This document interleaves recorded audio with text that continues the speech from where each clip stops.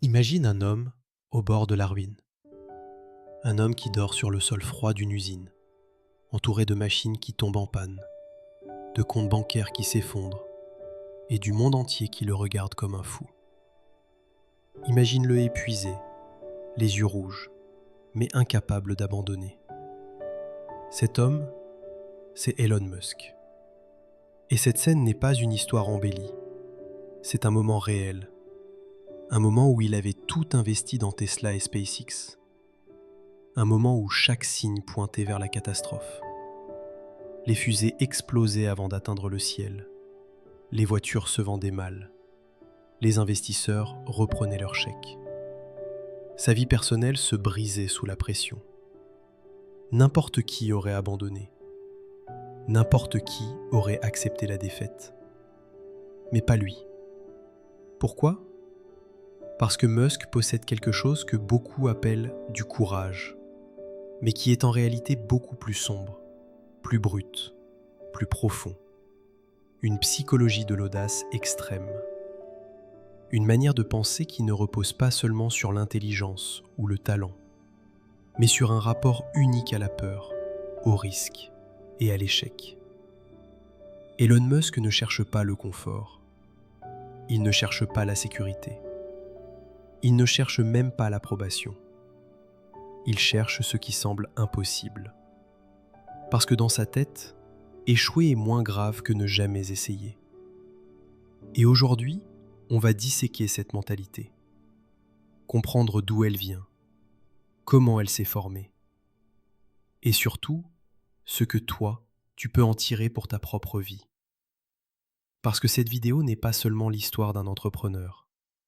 C'est l'histoire de l'audace, du courage brut, de l'esprit humain poussé au-delà du raisonnable. Et quelque part, c'est aussi l'histoire de tes propres limites et de la manière dont tu peux les repousser. Si tu veux comprendre les secrets des esprits qui changent le monde, si tu veux explorer le mental des leaders, des visionnaires, des impossibles, alors abonne-toi à Chronix Motivation. Ici, chaque vidéo t'aide à penser plus grand et à agir plus fort. Et maintenant, pour comprendre la psychologie de Musk, il faut revenir là où tout a commencé. Bienvenue dans le chapitre 1, l'enfant solitaire qui lisait pour survivre. On imagine souvent Elon Musk comme un génie né avec une vision extraordinaire. Mais pour comprendre sa psychologie, il faut remonter bien avant Tesla, bien avant SpaceX. À un endroit où personne ne voudrait grandir. Son enfance en Afrique du Sud. Elon n'était pas un enfant populaire. Il n'était pas fort. Il n'était pas sûr de lui. Et surtout, il était différent. Cette différence, les autres enfants l'ont ressentie très tôt. Et ils l'ont puni. À l'école, il se faisait frapper régulièrement. Pas des petites bousculades. Des agressions violentes, organisées. Un jour, un groupe d'enfants l'a même poussé d'un escalier, l'a battu jusqu'à perdre connaissance, et il a fini à l'hôpital. C'est là qu'il réalise deux choses. Le monde peut être brutal, et personne ne viendra le sauver. Alors il s'est créé un refuge, un autre monde, un espace où ni ses bourreaux, ni son père, ni personne ne pouvait le toucher. Ce refuge, c'était la lecture. Musk ne lisait pas comme un enfant normal. Il lisait comme s'il voulait s'échapper, comme s'il devait absorber le monde pour réussir à respirer. Il pouvait lire 10 heures par jour, des romans, des encyclopédies, des livres de sciences, de philosophie, tout. À un moment, il avait tellement lu que la bibliothécaire n'avait plus rien à lui proposer. Alors il s'est plongé dans des livres écrits pour des adultes, pour des chercheurs, pour des ingénieurs. C'est là qu'il découvre Isaac Asimov, les univers futuristes, les philosophies humanistes, les mondes imaginaires où les humains voyagent dans l'espace. Tout ce qui formera plus tard sa vision du futur. Mais ce n'est pas la lecture qui l'a changé, c'est ce qu'il y cherchait. Une version de la réalité où il avait de la valeur. Parce que sa famille n'était pas un refuge non plus. Son père, Errol Musk, était un homme difficile, complexe, autoritaire, froid, souvent destructeur psychologiquement. Elon disait de lui, il pouvait rendre quelqu'un profondément malheureux en quelques minutes. Dans cet environnement sans chaleur, sans sécurité, sans encouragement, Musk a dû développer une compétence mentale cruciale, s'appuyer sur lui-même. Ne compter sur personne pour le sauver, pour le soutenir, pour croire en lui. Il apprend très jeune que la réalité dans laquelle tu vis n'est pas celle qu'on t'impose. C'est celle que tu construis avec ton esprit. Et c'est dans ce vide affectif, dans cette solitude forcée, que naît son audace. Parce que quand tu passes ton enfance à survivre psychologiquement, tu commences à comprendre que la peur n'est qu'un obstacle mental, pas une barrière réelle. Le petit garçon rejeté, le gamin seul dans la cour, le jeune qui lit pour fuir, c'est lui, exactement lui, qui deviendra l'adulte capable d'affronter des risques que personne n'oserait regarder en face. Et c'est cette enfance, pleine de coups, de silence, d'isolement, qui lui a donné ce que tant de gens admirent aujourd'hui. Une résilience exceptionnelle, une capacité à endurer l'inconfort et surtout, une vision du monde qui ne dépend de personne. C'est ça, la première pierre de la mentalité Elon Musk. Quand personne ne te donne un monde dans lequel vivre, tu te construis le tien.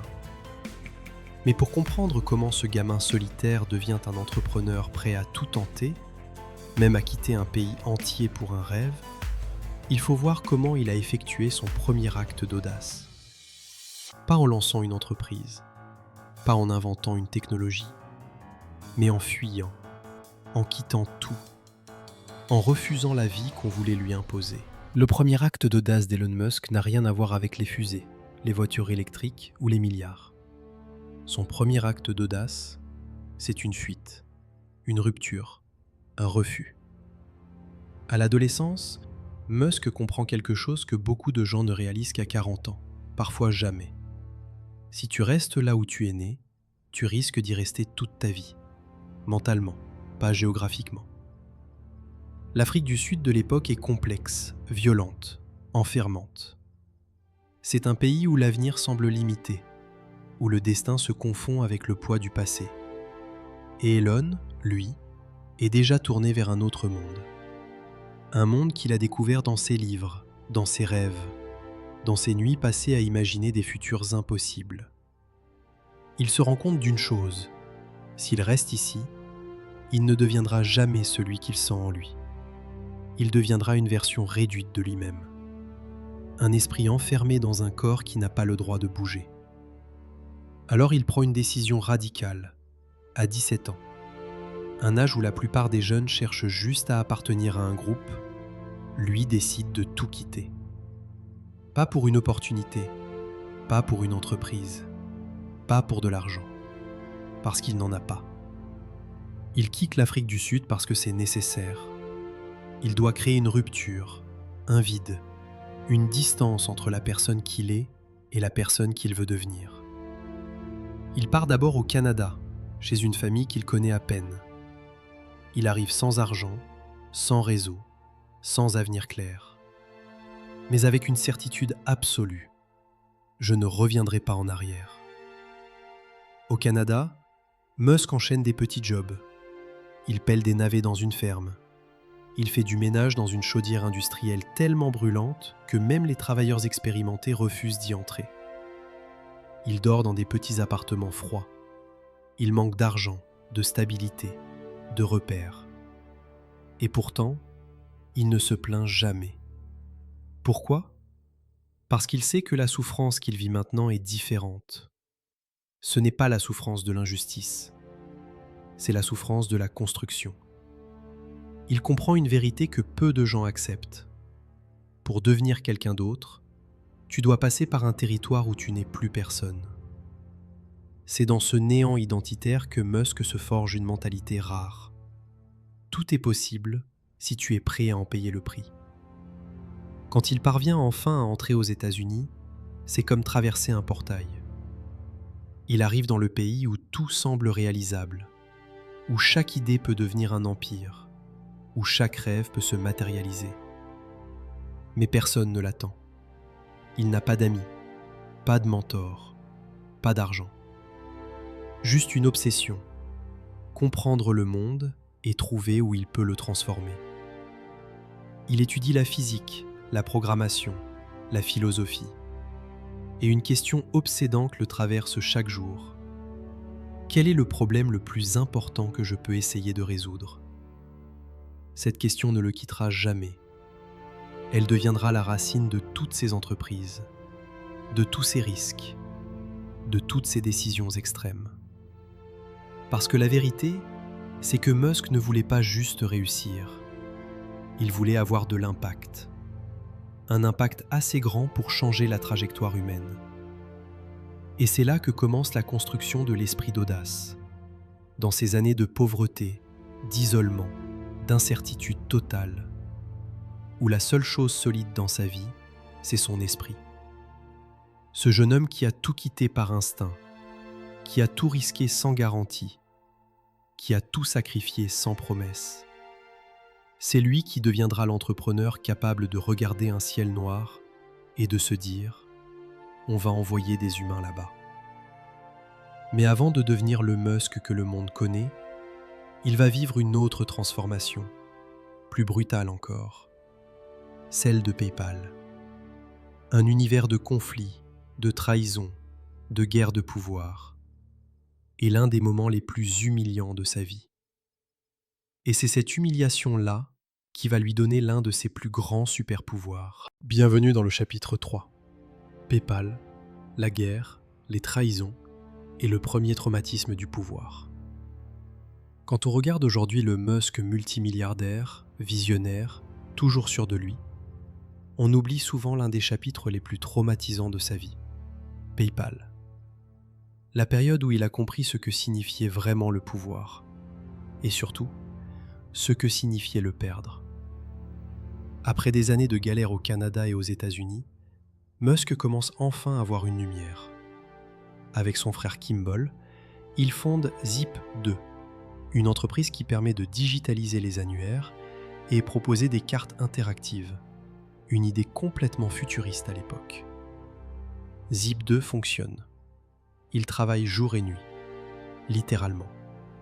Il dort dans son bureau. Il se douche dans la salle de sport locale. Et pour la première fois de sa vie, il voit qu'une idée peut changer sa réalité.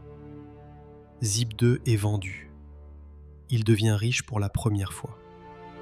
Pas immensément riche, mais assez pour s'offrir une voiture rapide, un appartement correct et surtout une liberté mentale. La preuve qu'il peut créer quelque chose à partir de rien. Mais c'est avec X.com, l'entreprise qui fusionnera plus tard pour devenir PayPal, que l'histoire devient vraiment psychologique. Très psychologique. Musk arrive avec une vision immense. Révolutionner la façon dont l'argent circule dans le monde. Une idée noble, ambitieuse et complètement incomprise. Mais dans l'équipe, tout le monde ne partage pas cette vision. Il y a des ingénieurs brillants, oui. Des développeurs géniaux, oui. Mais aussi de grands égos, de grandes ambitions personnelles et un climat permanent de compétition interne. Musk investit tout.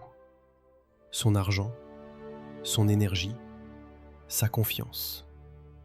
Il travaille comme un fou. Il pousse. Il insiste. Il exige. Parce que pour lui, PayPal peut devenir l'un des outils financiers les plus importants du futur. Mais ses collègues, eux, le voient différemment. Ils le trouvent trop autoritaire, trop intense, trop exigeant. Certains le traitent ouvertement de tyran, d'autres le jalousent, et d'autres encore veulent prendre sa place. Alors un jour, alors qu'il est dans un avion, à des milliers de mètres au-dessus du sol, coupé du monde, déconnecté, le conseil d'administration se réunit, sans lui, et il vote. Il vote pour le renverser, pour le mettre dehors, pour l'humilier. pour lui retirer la direction de l'entreprise qu'il a créée. Quand l'avion atterrit, Musk ouvre son téléphone et découvre qu'il a été remplacé, éjecté, trahi. Imagine une seconde ce que ça fait. Travailler jour et nuit, créer une entreprise, mettre ton âme dedans et se faire expulser par ceux-là même que tu as embauchés. C'est l'un des moments les plus douloureux de sa vie. Un moment que Musk n'oubliera jamais. Un moment qui aurait détruit la plupart des gens. Mais pas lui. Parce qu'il comprend quelque chose de fondamental. Le monde ne te doit rien. Le pouvoir ne te doit rien. Le succès ne te protège de personne. Et c'est ici que naît l'un de ses super pouvoirs psychologiques. L'indépendance radicale. Musk réalise qu'il doit devenir tellement bon, tellement clair dans sa vision, tellement indispensable, que plus personne ne puisse l'écarter. Il comprend qu'être directeur d'une entreprise, ce n'est pas le vrai pouvoir. Le vrai pouvoir, c'est la capacité à créer encore, à recommencer, à bâtir malgré les coups. L'humiliation de PayPal n'a pas détruit Musk. Elle a détruit ce qui restait de peur en lui. Parce qu'une fois qu'on t'a retiré ce que tu as construit, il n'y a plus rien à perdre. Alors il devient dangereux, audacieux, sans limite. Il se jure intérieurement. Plus jamais quelqu'un ne décidera à ma place de ce que je construis. Et c'est cette blessure, pas l'argent, pas la réussite, qui va le pousser à fonder Tesla, à lancer SpaceX, à risquer sa fortune entière, à dormir dans une usine, à affronter le ridicule, à tenter l'impossible. PayPal n'est pas son succès, c'est sa vengeance, la naissance de sa mentalité indestructible. Mais ce n'est rien comparé à ce qui vient ensuite. Parce qu'après PayPal, Musk va plonger dans un monde bien plus brutal, où les risques sont gigantesques, les pertes immenses, et où chaque décision peut détruire tout ce qu'il possède. C'est l'entrée dans l'ère Tesla et SpaceX, le moment où son audace devient presque suicidaire. Bienvenue dans le chapitre 4, Tesla et SpaceX, l'audace suicidaire ou le génie absolu. Elon Musk aurait pu s'arrêter à PayPal. Il aurait pu profiter de sa fortune, vivre tranquillement, investir, voyager, dormir enfin plus de 5 heures par nuit. Il aurait pu rejoindre les rangs de ces entrepreneurs qui, après un premier succès, deviennent des commentateurs du succès des autres. Mais Musk n'est pas construit comme ça. Pour lui, l'argent n'est pas un but, c'est un carburant, un moyen d'accélérer les idées qui brûlent déjà dans son esprit. Et il a 2 obsessions, sauver la planète et quitter la planète. Rien que ça. C'est là que Tesla et SpaceX entrent en scène. 2 projets tellement audacieux que même les investisseurs les plus ouverts d'esprit les considéraient comme de la folie. Tesla, en 2003, l'idée de voitures électriques n'intéressait personne. Personne ne croyait en cette technologie. Personne ne pensait que c'était viable. Et encore moins que quelqu'un pourrait rivaliser avec les géants de l'industrie automobile. SpaceX, créer une entreprise privée de fusées et de vols spatiaux, c'était un concept que tout le monde trouvait ridicule. Les fusées étaient réservées au gouvernement, aux nations, pas aux individus. Musk savait tout ça, mais il s'en moquait. Ce qu'il voyait, ce n'était pas ce que le monde était, mais ce qu'il pourrait devenir. Alors il investit presque toute la fortune qu'il a gagnée avec PayPal. Il ne garde rien pour lui, rien pour sa sécurité, rien pour son confort. Il met tout sur la table. Et c'est là que commence la période la plus noire de sa vie. SpaceX construit sa première fusée. Elle explose. La deuxième explose aussi. La troisième, elle échoue encore. 3 essais, 3 catastrophes. Chaque explosion est un cauchemar. Des années de travail, des millions de dollars, des espoirs immenses, réduits en poussière en quelques secondes. Pendant ce temps, Tesla s'effondre. Les voitures ne fonctionnent pas comme prévu. L'entreprise manque d'argent. La production déraille. Les retours clients sont catastrophiques. Chaque jour est un incendie à éteindre. Et Elon ne dort presque plus. Il fait des nuits de 2 heures. Il vit entre les usines, les laboratoires et les hangars de fusées. Il ne voit presque plus ses enfants. Ses relations se brisent, une à une. Un jour, en 2008, Tesla est à quelques jours de la faillite. SpaceX n'a plus assez d'argent pour un 4e essai. Musk est littéralement sur le bord du gouffre. Et c'est là qu'il fait un choix que peu d'humains feraient. Il prend ce qui lui reste d'argent personnel et il le coupe en deux. La moitié pour sauver Tesla, la moitié pour financer un ultime décollage de SpaceX. Ce geste, c'est soit du génie, soit du suicide économique, soit de la folie, soit de la clarté absolue. Le 4e vol de SpaceX réussit, contre toute attente, contre chaque statistique, contre chaque prédiction d'experts. Et la même semaine, Tesla reçoit un financement de dernière minute. Une bouffée d'oxygène, un miracle de timing, une survie inespérée. Elon Musk ne devient pas un gagnant, il devient un survivant. Cette période réinvente entièrement son cerveau. Ces années de chaos sculptent un mental que personne ne pourra plus jamais briser. Il comprend que lorsqu'on met tout en jeu, quand on mise sa vie entière sur une vision, on libère un niveau d'audace que les autres n'imagineront jamais. C'est ce moment, pas ces milliards, pas ses succès, mais cette période d'enfer qui fait de lui un homme capable de bouleverser des industries entières. Mais pour comprendre vraiment le moteur intérieur de Musk, il faut aller plus loin. Il faut décortiquer les mécanismes psychologiques qui le rendent différent. Parce que l'audace de Musk ne vient pas seulement de son histoire, elle vient aussi d'une architecture mentale unique. Sa manière de penser la peur, le temps et la souffrance. Et c'est ce que l'on va explorer dans le chapitre 5. Les principes psychologiques qui rendent Musk différent. Il y a un moment, quand on observe Elon Musk, où on réalise quelque chose d'étrange. Ce n'est pas seulement qu'il travaille plus dur.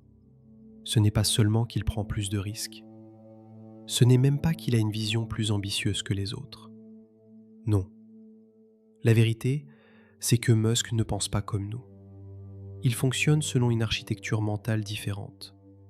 Une manière de voir le monde qui, pour la plupart des gens, semble presque extraterrestre. Et ce chapitre, c'est le cœur de son audace. La partie la plus difficile à imiter, mais la plus puissante à comprendre. Nous allons voir les 5 piliers psychologiques qui définissent vraiment Elon Musk. 1. La vision à long terme extrême. La plupart des gens planifient leur semaine. Musk planifie des décennies. Il avance dans la vie comme quelqu'un qui regarde l'horizon, pas le trottoir. Quand il pense à Tesla, il pense à l'avenir de l'énergie. Quand il pense à SpaceX, il pense à la survie de l'espèce humaine. Et c'est ça qui change tout. Pour lui, un obstacle n'est qu'un détail temporaire. Parce qu'il voit ce qu'il construit dans 30 ans, pas ce qu'il traverse aujourd'hui. Beaucoup échouent parce qu'ils pensent trop court. Musk réussit parce qu'il pense trop loin. 2. Une tolérance à la douleur émotionnelle qui dépasse la moyenne. La plupart des gens cherchent à éviter l'inconfort. Musk le traverse. Il le considère comme un outil, une donnée, un passage obligé. Pour lui, l'inconfort n'est pas un signal d'arrêt, mais un signe qu'on avance dans la bonne direction. Il dit souvent « Créer un business, c'est comme mâcher du verre en regardant l'abîme. » Et pourtant, il continue. Parce qu'il ne cherche pas la facilité, il cherche le progrès. 3. Une rationalité froide, presque chirurgicale. Quand Musk décide, il ne décide pas avec l'émotion. Il calcule, il analyse, et il choisit la vérité, même quand elle fait mal. Là où la plupart pensent « j'espère que ça marchera », lui pense « quels éléments rendent ça impossible et comment les éliminer ?» Sa logique n'est pas optimiste, elle est mathématique. Il prend des décisions comme on démonte une machine, pièce par pièce. 4. Une capacité à ignorer totalement l'opinion publique. Beaucoup d'entrepreneurs tombent parce qu'ils veulent plaire, parce qu'ils bougent selon les réactions, les critiques, les commentaires. Musk ne joue pas ce jeu. Si on se moque de lui, il continue. Si on le critique, il accélère. Si on le ridiculise, il double sa mise. Il ne cherche pas la validation, il cherche le résultat. Et ça, c'est l'une des forces les plus rares au monde. 5. Une antifragilité exceptionnelle. La plupart des gens sont fragiles. Ils se brisent sous la pression. Certains sont résistants. Ils tiennent. Mais Musk, il est antifragile. Plus la situation devient difficile, plus il devient dangereux. Chaque échec de fusée, chaque crise industrielle, chaque humiliation, le renforce au lieu de le détruire.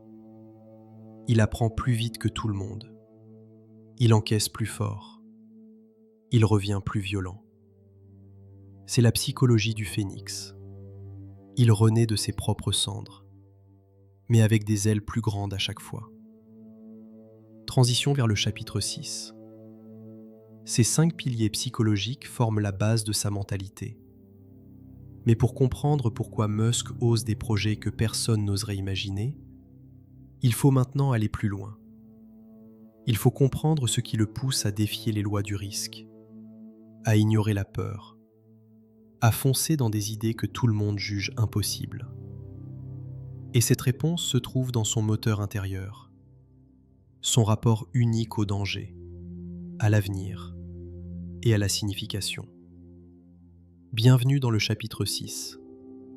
Pourquoi Musk ose ce que personne d'autre n'ose? Quand on voit Elon Musk lancer des fusées privées, défier les géants de l'industrie automobile ou annoncer qu'il veut coloniser Mars, la réaction instinctive des gens est toujours la même. Il doit être fou. Ou alors, il n'a pas peur. Mais c'est une erreur. Elon Musk a peur. Il ressent la pression. Il ressent la douleur. Il ressent l'incertain. La différence, c'est qu'il ne lui donne pas le même sens. Pour la plupart des gens, la peur est un signal d'arrêt. Pour Musk, la peur est simplement une information. Elle n'a aucun pouvoir, aucune autorité. Elle ne décide de rien. Et c'est là que tout se joue. Musk ne supprime pas la peur. Il la neutralise. 1. Il a une perception différente du risque. La majorité des humains surestiment les risques. Un échec social, une critique, une perte d'argent, une humiliation. Pour beaucoup, c'est intolérable. Musk, lui, voit les choses autrement. Il mesure le coût de l'inaction avant de mesurer le coût de l'action. Sa question n'est jamais « et si j'échoue ?» Sa vraie question, c'est « qu'arrive-t-il si je n'essaie pas ?» Et pour lui, ne pas essayer est toujours pire que l'échec. Parce que l'échec ne ferme jamais toutes les portes. L'inaction, si. 2. Sa mission est plus grande que son ego. Musk n'agit pas pour sa réputation. Il agit pour une idée. Un futur sans énergie fossile. Une planète protégée. Une civilisation multiplanétaire. Quand ta mission dépasse ton propre confort, tu fais des choses que les autres jugent impossibles. Tu prends des risques que les autres ne comprennent pas. Tu acceptes de souffrir pour un but qui te dépasse. C'est la psychologie du pionnier. Tu avances même quand tu es seul. Troisième, il a une relation unique à l'échec. Beaucoup de gens vivent l'échec comme une mort sociale. Musk le vit comme une donnée technique. Une fusée explose? Analyse. On recommence. Un modèle Tesla échoue? Analyse. On améliore. Une décision publique tourne mal?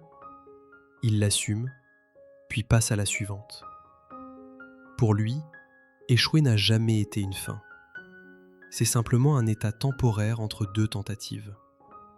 Le temps n'a pas la même valeur dans son esprit. Échouer pendant 10 ans n'est pas grave.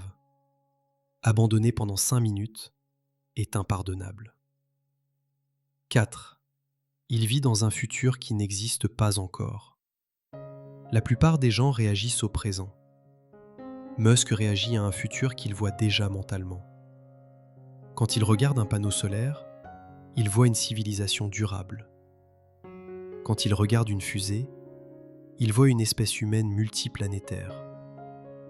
Quand il regarde une voiture, il voit une industrie entière transformée. Pour Musk, le futur est plus réel que le présent. C'est pour ça qu'il ose. Parce qu'il croit en quelque chose qui n'existe pas encore, mais qu'il ressent comme si c'était déjà fait. 5. Il ne cherche pas la certitude. Il cherche la signification. Beaucoup veulent des garanties avant d'agir. Être sûr, être rassuré, être validé. Musk n'attend rien de tout ça. Il dit quelque chose de fondamental. Si quelque chose est assez important, tu dois essayer, même quand les chances sont faibles. C'est ce qui le distingue. Ce n'est pas l'intelligence, ce n'est pas la chance. C'est la conviction que certains rêves valent le risque, peu importe le coût. Et pourtant, cette audace exceptionnelle vient avec un prix que très peu d'humains accepteraient de payer. Parce qu'on ne peut pas vivre avec une intensité aussi extrême sans laisser des traces, des dommages, des zones d'ombre. Pour comprendre la psychologie complète de Musk, il faut explorer ce que cette audace détruit, à l'intérieur comme autour de lui. C'est ce que nous allons voir dans le chapitre 7, les limites de l'audace, les zones d'ombre de Musk. L'audace fascine. Les fusées, les voitures électriques, les milliards, tout ça brille, attire, inspire. Mais derrière les images spectaculaires se cache une vérité rarement racontée. L'audace extrême laisse des cicatrices. Elle a un prix, parfois dévastateur. Et Musk, malgré son génie et sa résilience, n'y échappe pas. Pour comprendre vraiment sa psychologie, il ne suffit pas de regarder ses victoires. Il faut regarder ce que cette audace détruit. 1. Le coût humain, un rythme de vie inhumain. Musk fonctionne à un niveau qui dépasse la norme humaine. Des semaines de 100 heures, des nuits sur un canapé, des semaines entières passées dans les usines Tesla. Parfois, il vit comme un robot, presque sans sommeil, presque sans répit. Cette intensité, si elle permet de déplacer des montagnes, détruit aussi beaucoup de choses autour de lui. Ses relations se brisent, ses mariages échouent, ses proches disent qu'il est absent, même quand il est physiquement présent. Il peut être là, sans être là. Sa vie personnelle est l'un des prix les plus lourds de son ambition. 2. L'obsession, quand la vision devient une prison. Avoir une vision gigantesque est une force, mais quand cette vision devient obsessionnelle, elle commence à te posséder. Elle t'éloigne du monde réel, elle t'isole. Chez Musk, cette obsession est permanente. Il pense aux fusées quand il est à table. Il pense aux batteries quand il devrait dormir. Il pense à Mars quand il devrait penser à lui-même. Cette capacité à se perdre dans un rêve est une arme puissante, mais aussi une cage dorée. Parce que plus la vision grandit, plus elle exige de sacrifices. 3. Le caractère explosif. Génie, oui, mais difficile à vivre. Les collaborateurs de Musk racontent une réalité moins glamour. un homme intense, impatient, parfois brutal dans ses jugements. Quelqu'un capable d'inspirer une équipe entière, puis de la pulvériser par un seul commentaire. Il peut être brillant et dévastateur. Cette dualité fait partie du personnage. L'audace extrême attire le génie, mais elle attire aussi l'impulsivité. Musk veut tout de suite. Il exige l'impossible. Il supporte mal les limites humaines. Et cette intensité, si elle crée l'innovation, crée aussi des fractures. Quatrième, le burn-out émotionnel, quand même Musk craque. On imagine souvent Musk comme un roc, un homme inébranlable, insensible au stress, programmé pour résister. Mais même lui a ses limites. En 2018, il s'effondre presque en direct. Il avoue vivre l'année la plus douloureuse de sa vie. Il parle de solitude extrême, d'une souffrance émotionnelle profonde, d'un épuisement physique. Il dit que Tesla a failli mourir, et lui avec. C'est un moment rare où l'on voit apparaître quelque chose de simple, un être humain. Même les géants ont des fissures, même les visionnaires portent leur propre nuit intérieure. 5. L'audace comme double tranchant. L'audace est ce qui l'a mené au sommet, mais c'est aussi ce qui menace constamment de le brûler vivant.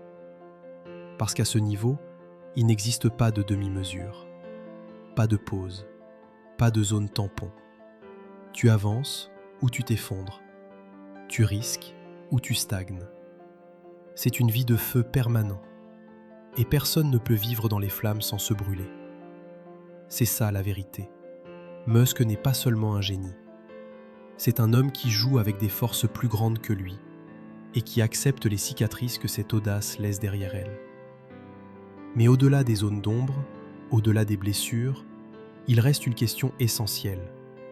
Que pouvons-nous apprendre, nous, de cette audace ?